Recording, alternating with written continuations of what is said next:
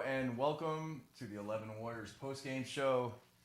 Number 10 Ohio State roughed up Akron 59-7. Jason Priestis, Chris Lauterbach live at the 11 Warriors bunker. What do you think, Chris? Initial thoughts?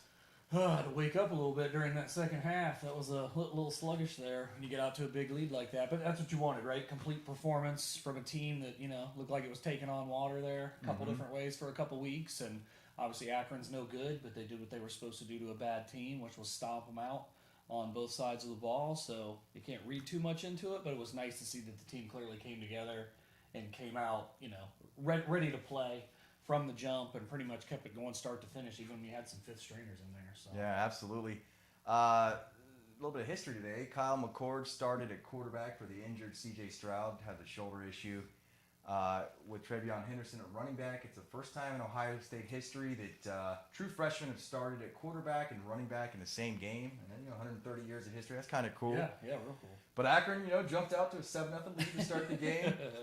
95K in the stands, they're booing, and you're thinking, man, is this team really that bad, right? Yeah, it wasn't good, especially after that Ohio State offensive possession that preceded it. Wasn't very impressive either. So you had a short offensive possession and then give the ball over to Akron, and next thing you know, they take it 55 yards or whatever it was in the end zone. And you're like, oh gosh, here we go again. Yeah, because the line was like 49 or something earlier in the week. Yeah. I don't know how far it fell when they announced that CJ wouldn't play, but this is a team. Akron's a really bad football team. They come out and score right away, and you're like, are we in for a long year? You're looking around Big Ten scores. You're like, well, the way they did it, throwing the ball, scrambling a little bit. You're like, weaknesses. Oh my God. Yeah, the things it's hurt Ohio State all year. But Ohio State ripped off 59 straight. So 59-7 is your final. Let's talk about those two freshmen, the true freshmen.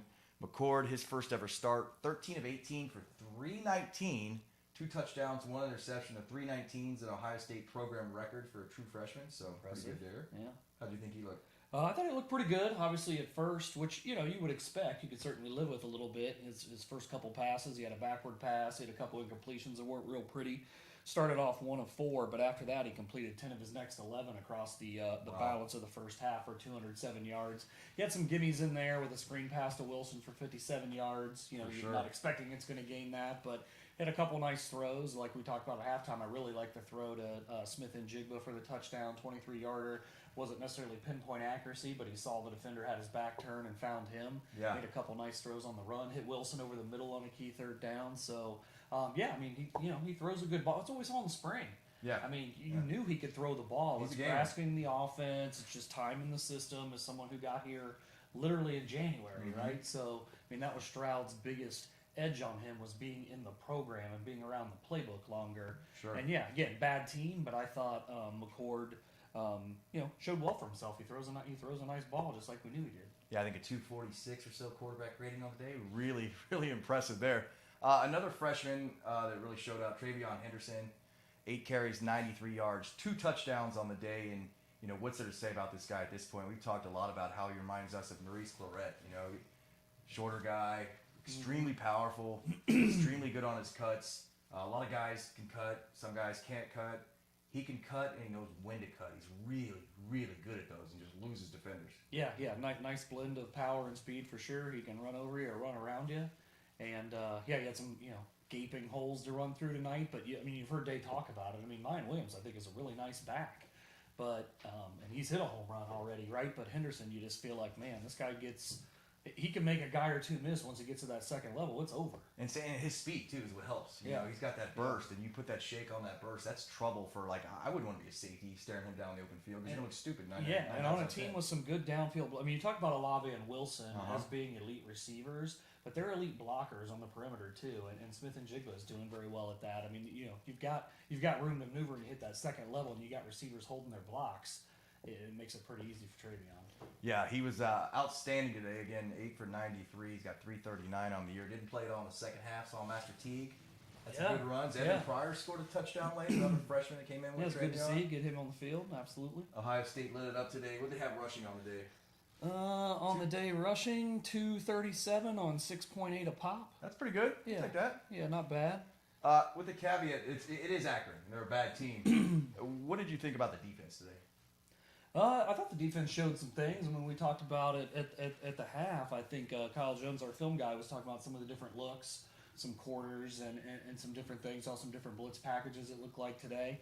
I liked what we saw from the defensive line. I think Akron, obviously their offensive line is trash, but Ohio State ended up with, 7 or 8 sacks today. I think LifeStats has them 9. They get one. Has them at 9. Oh, yeah, they closed the game on a Yeah. sack. So, yeah, I mean, you'll take that anytime against anybody. Tyleek Williams is still my dude. I think Played he had well. a great play last week, but I think, every time he's had a chance, he has flashed. He's going to continue to get more snaps and certainly made the most of the opportunity today with some guys on the interior out. Yeah, look outstanding. They had 4 sacks in the first half, 5 in the second half. I mean, came in the game, I think, with 4.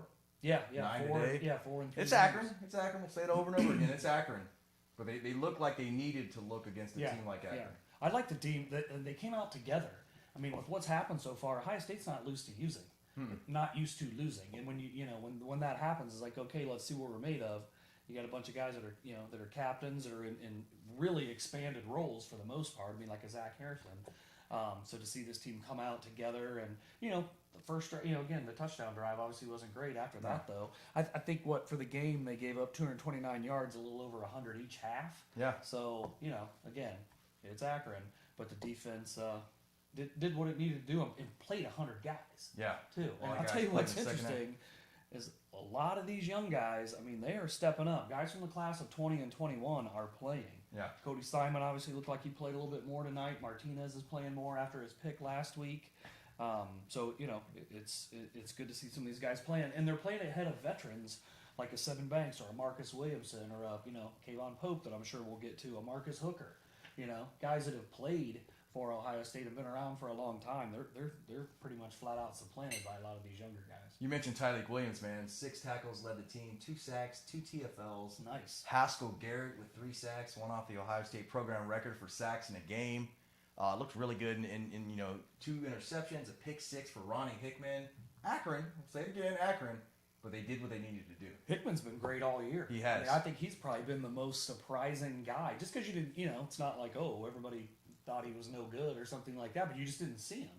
And then this year, he had 11 and 10 tackles, in the first couple games, and it was all over the field, interceptions, making plays. Yeah, you talk about some of the younger guys playing. We did see a lot of that, and even some older guys. Damari McCall laying the wood out there at cornerback later in the game. You got Mecca Buka, his first career reception, 85-yarder. Yeah, third longest in program history. I mean, that's wow, it was nice to see because you think of the wide receiver room, like the defensive backfield, like everybody's playing, right? Like literally, they're playing a dozen guys. It feels like across the defensive backfield, but at receiver, it's hard to take Olave and Wilson off the field, and then with what Smith and Jigba showed, it's hard to take him off the field. So Egbuka had a really nice kickoff return last week. I think a 36-yarder or something like that. And Ohio State scored off of that possession, and today was nice to see him and Marvin Harrison get out there. Jaden Ballard. Ballard had some catches. Yeah, see those or had a catch. See those guys get into the fold was good because when these games are remotely tight, they're not going to get to play. Not because they're not good, but because there's legit All-American type players in front of them. Yeah, it's tough. I mean, Olave had 2 for 12, but you look across the board. Jackson Smith or Jigba 5 for 93. Garrett Wilson 4 for 124. Emeka Egbuka 1 for 85. I mean, just big numbers from these guys. Really cool to see some of the younger guys. Did you finish off that bottle today for the game? Is that what the Akron 7-0 lead? No, Destroy it all? It's probably only about here or so. What is that? What do you got going on there? Colonel Taylor single barrel. Our producer had a little bit of it too, I think. So he was probably stealing some slugs out of it, but he was sipping on it. He always does. I went with the Seventh Son assistant manager. Nice cold beer for the post game. Very delicious. Some drama right before the half, man. Kayvon Pope, Ohio State linebacker, tried to go on the field. Taraja Mitchell, another linebacker, waved him off. Pope did not like that. Took his jersey and shoulder pads off, threw his gloves in the stand, which is always like the chef's kiss if I'm quitting the team. I'm out. Went in the locker room. C.J. Barnett tried to track him down. Went there, got Twitter, and said, fuck Ohio State. F Ohio State. Yeah, F-U-C-C. It wasn't even like, put a little edge on it, spelling it with the 2 C's like that. And then he came back. Good luck to all my teammates. But, he deleted the one. The internet. Twitter's forever. Yeah, the internet got it quickly. And he was frustrated. Not getting playing time. You saw Dallas Scan, another linebacker, hit the transfer portal in the middle of the week. Some of these guys are really frustrated. But, man, you got to either handle it better or, stick around, one of the two, because if you do want to transfer, you can't go out like that because you're going to poison yourself for every other coach that's looking at you in the portal. Yeah, I mean, if he's talented, if the team's got a need, I don't know that that's going to be a death sentence for him, but True. For me, it's just, this is not a freshman. This is not someone who's new on the roster that's pissed off. No, This guy's been here for a long time, which on one hand means I'm sure it's like pent up, frustration or whatever. Right. But fact of the matter is multiple position coaches and other defensive coaches have evaluated this guy. This is his 4th year in the program. Yeah. So, and he's got 19 tackles across those, 3+ years. So we're not talking about someone that, that multiple staffs have thought highly enough to give him legitimate playing time. Sure. Now, getting waved off the field, I'm sure that pissed him off, but it seems like this is a situation where he thinks he deserves more time than any other coach on the roster thinks. Yeah. I mean, Cody Simon's playing in front of him. Eichenberg's playing in front of him. Obviously, Taraj is in the same class playing in front of him. Not they all play the exact same position, but, I mean, this is a guy that is now seeing younger guys in front of him playing a ton of snaps, and he snapped. But, he's gonna have to move on. Is this a reflection on Day at all? I saw Bo Bishop tweet that he's like Ryan Day's in a struggle for the soul of the program. Right now. I love Bo. I feel like that's a bit of hyperbole. I mean, again, we just talked about Simon, Ransom, Martinez, Whippler, Paris Johnson, JTT, Kyle McCord, Travion Henderson, Denzel Burke. Are the wheels falling off the program? Because you got a guy that's been here for 200 years not playing, hasn't earned playing time under multiple coaches, and all of a sudden we're fighting for the soul of the program? That's a good point. I don't see it.